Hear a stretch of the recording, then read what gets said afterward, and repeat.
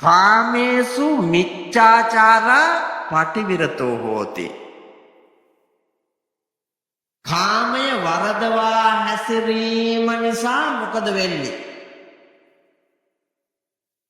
එහෙම වුණාම මෙහෙම වෙනවා. සුබ කොහමද?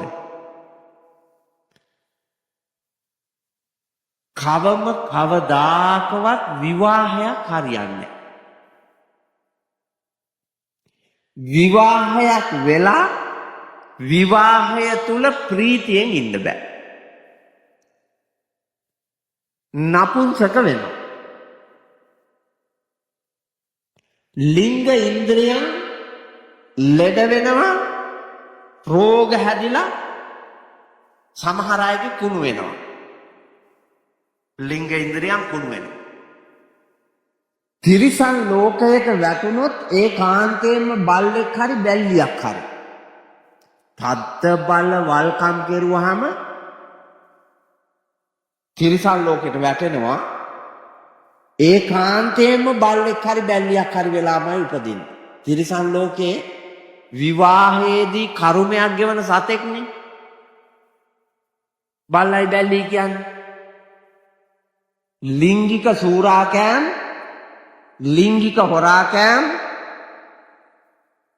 එවැගේම ප්‍රචණ්ඩකාරී ලිංගික ආස්වාදයන් විඳිමින් සමාජයේ කෑලි කෑලි වලට කඩලා බිඳලා සුණු විසුණු කරලා දාලා කාමාස්වාදෙහි යෙදීමේ ආදීනවය බලපතන.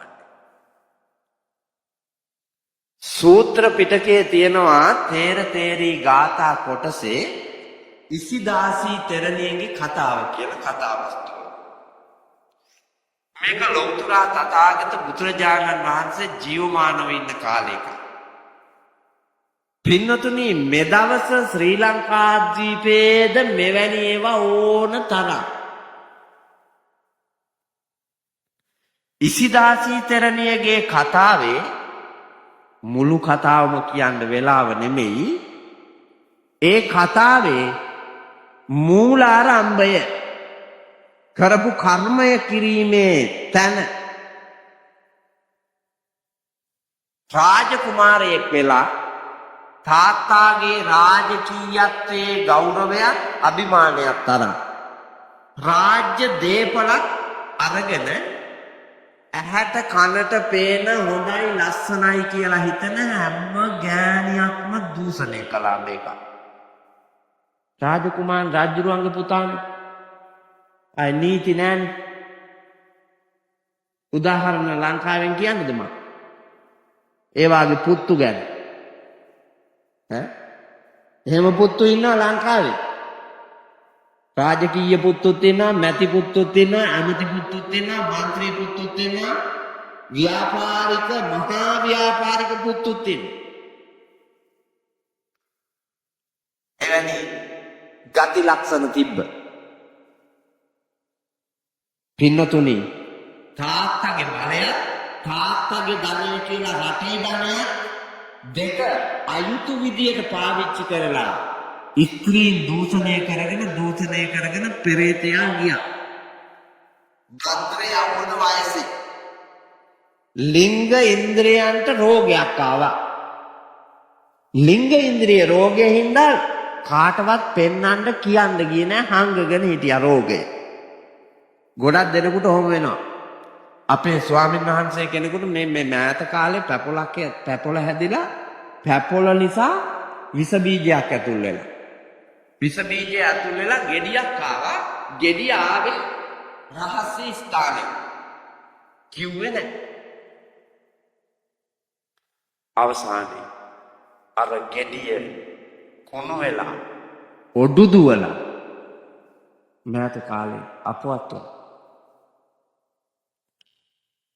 රාජකුමාරයාත් එහෙමම හංගගෙන හිටියා. ඔඩු දුවනකන් රජගෙදර අය දන්නේ.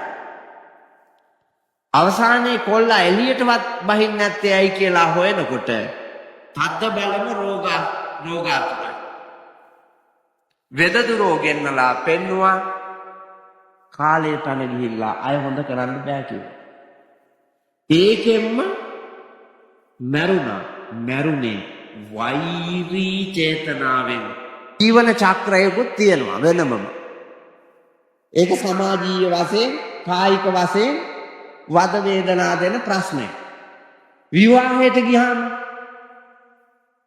අඹුවයි සැමියයි දෙන්න ප්‍රීතියෙන් කැමැත්තෙන් විවාහ වෙනවා. විවාහයේ දුක් කාටද වැඩිපුර?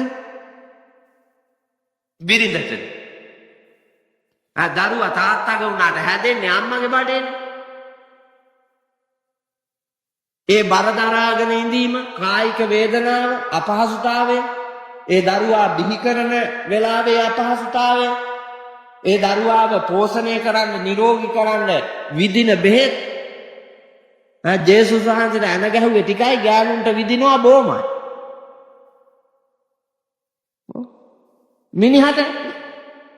මිනිහට එකක්වත් විදින්නේ නැහැ. බබා ඒකනේ. හැබැයි ඒකට විදින්නේ නැහැ. පින බලන්නකෝ අප්පා. පින, සසර පින. ඔව්. ඔක පිළිගන්න කැමති නැති වුණාට ඇත්ත ඒක. ඒ පිළි අරගෙන කවදාකවත් වල් වැඩකට අත දෙන්නේ, හිත දෙන්නේ, කැමති වෙන්නේ, ඒවට ජීවිතේ දෙන්න යන්න හොඳ නැහැ. මෙදා ඔහොමවත් තියනවා, ලබන ආත්මේ ඕකත් නැහැ. කොහේ හරි තිරිසන් ලෝකයකට වැටෙනවා. වැටිලා අනේක දුක් විඳින්න වෙනවා. ඒක තමයි ඇත්ත. බැල්ලියක් වෙලා ඉපදුනා, ලිංග ඉන්ද්‍රිය කුණු වුණා, පණුව ගැහුවා, මැස්සෝ වහනවා, පණුව කනවා, මැස්සෝ නැති ගෙයක් අස්සට රිංගන්න යනවා. එතකොට ගල් මුල් වලින් ගහලා පයින්නවා කුණු බැල්ලිය එනවා මේන් කියලා පන්නනවා. ගෙදරින් ගෙදරට ගියාම හැම ගෙදරින්ම පන්නනවා. බලය පාවිච්චි කරලා එදා හයියට වල් වැඩ කෙරුවාට බැල්ලි වෙලා දැන් වතුර උගුරක් දෙන්න මිනිහෙක්ගේ කරුණාවක් ලැබෙන්න ඒ දැනකට දාලා කරුමේ වල්කොමේ යනකොට නම් ප්‍රීතිය. මම ඔය එනකම් බල එන්නේ වල්කොමේ යන තැන් මුණ ගැහෙනවා. ඔව්. ඔය ගොඩාක් කාමර ඇත කියලා තියෙන තැන් වලින් වැඩි කොටසක් වල් තමයි. මුස්ලිම් ගම්මානවල නෑනේ කාමර ඇත කියන බෝඩ්. සිංහල අය විතරද නිදිමතේ යන්නේ? සිංහලයන්ට විතරද කලන්ත හැදෙන්නේ මගදී? මහන්සි වෙලා විඩාබර වෙලා ඉන්න සිංහලයෝ විතර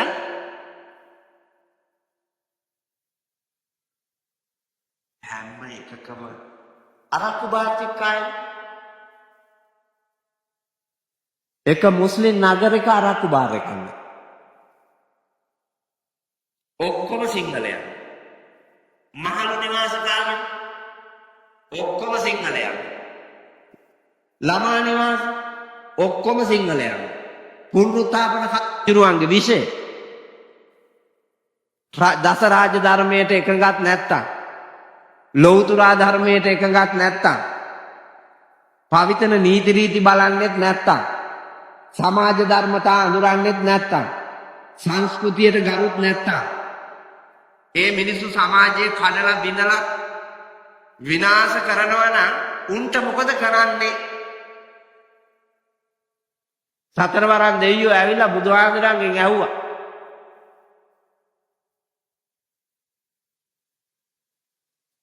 බුදුහාමුදුරෝ නිහඬව හිටියා. භාග්‍යවතුන් වහන්සේ, එහෙම වුණොත් මේ සමාජයේ පවත්වන්න බෑ. එහෙනම් අපි උන්ට දඬුවම් කරන්නද? බුදුහාමුදුරෝ මුනිවතම රැක්කලු. කැමති එකක් වර අපි අවුත්.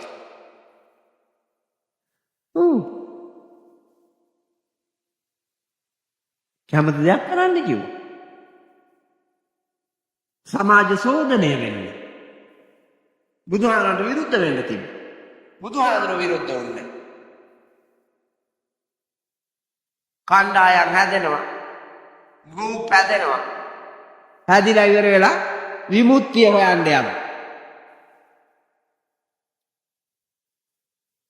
මොකෙක් හරි එක්කුට මුට්ටියක් අල්ලනවා. සංඝයා වහන්සේලා අපේ හාමුදුරනේ සමාව අවසරයි මට. සංඝයා වහන්සේලාගේ භූමිකාවේ හිටියා නම් ඉවරයි. UMP ඕනන්නෙත් නෑ, ශ්‍රී ලංකාව ඕනන්නෙත් නෑ, පොදු පෙරමුණ ඕනන්නෙත් නෑ, භූමිපුත්‍ර ඕනන්නෙත් නෑ, හෙළවුරුම ඕනන්නෙත් නෑ, ශ්‍රී ලංකා නිදහස් පක්ෂ ඕනන්නෙත් නෑ, JVP ඕනන්නෙත් නෑ. මොන කේල් මලවත් නැතුව බුදුහාඳුරුවෝ දේශනා කොට වදාළ ධර්මයට අනුව බුදුහාඳුරුවෝ නායකයා හැටියට තබාගෙන භික්ෂූත්වය මත කටයුතු කෙරුවා නම් මුළු ලංකාවේම ජාතික විජාතික ආගමික අන්‍යාගමික හැමෝම ගරු කරන පින් කෙතක් වෙනවනේ මේක. ඒක නෑනේ. වන්දනා කර කර දන් දීලා ප්‍රාර්ථනා කළ ලෝකේ හදන්නයි තියෙන්නේ අපිට. ගිහිද පැවිදිද නොබලා අපි අපේ යුතුයකම් ටික, ආචාර ධර්ම ටික, ධර්මතාවයන් ටික මනාව ඉෂ්ට කරන්නේ නම් ඒක තමයි දැක්ම. මල බණ්ඩක්ක මල වට්ටක්ක මල වාගේ අත්තන මල් වාගේ ගොටු සහිතයි.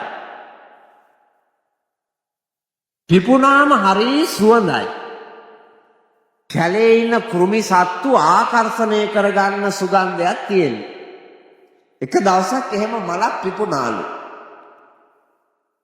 වසී වෙච්ච මීමැස්සෙක් ඉග්ගිල්ලිලා ඇවිල්ලා මල ඇතුළටම රිංගලා දැන් ඒකේ පැණි උරනවා. බාඳුරා මල් මස් මාංශ භක්ෂිකයි. මොකෙක් හරි රිංගපු ගමන් මල ස්වභාවිකම වැහෙනවා. මැස්ස ප්‍රීතියෙන් පැණි වලට ආසාවෙන් පැණි උරනවා. මල ස්වභාවිකම වැහෙනවා. මැස්ස ඇතුලේ හිර වෙනවා. මේ මැස්ස හිර වෙලා ඒ අතට මේ අතට පැන්නා ඉගිල්ලෙන්ද මේකට නම් අය රින්ගන්නේ නැහැ කියලා හිතනවා. ඇරිච්ච ගමන් පයින්නවා කියලා හිත වැඩි වෙලා යන්න බෑ. ඒකේ අනන්ත දුක් දෙනවා සංසාර ගමනේ. සිහිය පිටුවාගෙන ගිජු නොවි කාම ආසාවන්ට ලක් වෙන්නේ වැටෙන්නේ නැතුව ප්‍රීතියෙන් ලද දෙයින් සතුටු වෙමින් ධාර්මික ජීවිතයක් ගෙවන්න මහන්සි ගන්න. එතකොට අංග විකල භාවයන් ඇති කරගන්නේ නැතුව, නපුංසකයෝ වෙන්නේ නැතුව, ලිංග රෝගවලට භාජනය වෙන්නේ නැතුව, තිරච්ඡානගත ලෝකයේ අනන්ත දුක් විඳින තිරිසනුන් වෙන්නේ නැතුව පින්නතුනි ජීවිතය දකින්න පුළුවන්. සොඳුරු දේවතාවෙක් දෙව්දුවක් එකට ජීවත් වෙනවා වාගේ විවාහය ලස්සනට පවත්වාගෙන යන්න පුළුවන්. ගොඩාක් විවාහ තියෙන්නේ ලංකාවේ පින්නතුනි යක්ෂයෝයි දෙවියෝයි වාගේ. නේ සමහර ඒවා තියෙනවා යක්කුයි යක්ෂණියෝ ඉන්නේ. මම එක දෙකක් දැක්කා. ගෑනිට එකක් ගහනකොට ගෑනි දෙක තුන ගාලා සූරලා කොටියා වාගේ. මිනිහා එළියට බහින්නේ නැහැ දවස් ගාණක් යනකම්. කොටියා කාලා. එහෙම නපුරු තැන් තියෙනවා අප්පා. මැරෙනකන් ඒ ජීවිතේ කොහොම යන්නද පුතා? උන් දික්කතාට වෙන්නේ නැහැ. කරුමේක මහතය. දැන් එම ගාගෙන පව්ව දාගෙන මේ යන්න දෙන්න. හැන්දෑවට යුද්ධ ප්‍රකාශ කරනවා උදේ වෙනකොට දෙන්නම යන. එහෙම තැන් ගහගත්තේ නැත්තම් උන්ට නිින්ද යන්නේ නැහැ වාගේ තැන් තියෙනවා. විවාහ ජීවිතේ බලන්නකො තම තමන්ගේ විවාහයන් බලන්නකො ප්‍රීතියෙන්ද ඉන්නේ කියලා. බල විවාහය ඇතුළේ සතුටින්ද ඉන්නේ බලන්න. සසර කරුණු පටිසන්ධෙන්න ගත්තොත් සතුටක් විඳින්න දෙන්නේ. ඒක තමයි ඇත්ත. ඒ හින්දා දිවි තියෙන තුරු මේ දිවි ගමනේදී සසර පුරාවටත් නිවන් දක්නා ජාති දක්වා මෙවැනි පාපයකට හිතගත නැමෙන්නේ නැතුව වචන එකතු වෙන්නේ නැතුව පින්නතුනේ තුන්දර හීලා කරගෙන මෙත් සිතින් කාමයේ වරදවා හැසිරෙන්නේ නැතුව ඉන්න පුළුවන් නම් ජීවිතේ දිනන්න පුළුවන්. මම මේ මෑත කාලේ දැක්කා ශ්‍රී ලංකා පොලිසියේ OIC මහත්තයෙක් ඔය මයිංගනේට ටිකක් එහා දරුවෝ ඉන්නවා අප්පච්චි මට්ටමටම උස මහත. පොලිසිය OIC මහත්තයා පොලිස් බල ප්‍රදේශයේ යුද හමුදාවේ කොල්ලෙක්ගේ ගෑණියෙකුට ලාල් මහත්තයාට කියන්න දෙමළ චිත්‍රපටියක් වාගේ. අය දෙමළ චිත්‍රපටිය පුතා අනගුණ නෑනේ. අන්තිමට එකෙක් දෙන්නේ කිතුරු වෙන්න ඔක්කොම මරනවා. කපලා කොටලා පොළවේ ගහලා තලලා සියලු දෙනා මරලා අන්තිමට ඕන් දෙන්නේ කට්ටල් බැඳගෙන යනවා පේනවා. අනිත් ටික ඔක්කොම මරනවා. ඒ වගේ පූර විදිහට ගහන මුල් ගහේ ගහපු වේගෙ කොච්චරද පිටියට හේතු වෙලා මොනවද දන්නේ නැහැ. අර ලේ ගොඩේ තිබ්බලු දත් කීපයක්. ඒ ගමන OICගේ කට පරීක්ෂා කරලා බැලුවාම OICගේ දත් තියෙනවලු. ඒකෙන්ලු තේරුම් ගත්තේ අරකිගේ දත් බව.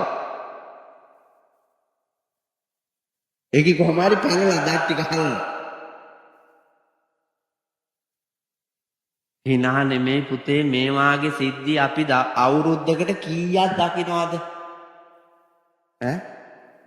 සිය දිවි නසා ගැනීම, කපා කොටා මැරීම, අරන් ජරා ජීර්ණ වෙච්ච දුක්ඛිත සමාජයක සත්ව ලෝකයක අනන්ත කර්ම ගෙවන්න වෙන මේ පව් ලෝකයෙන් අත මිදෙන්න වීරිය කරන්න.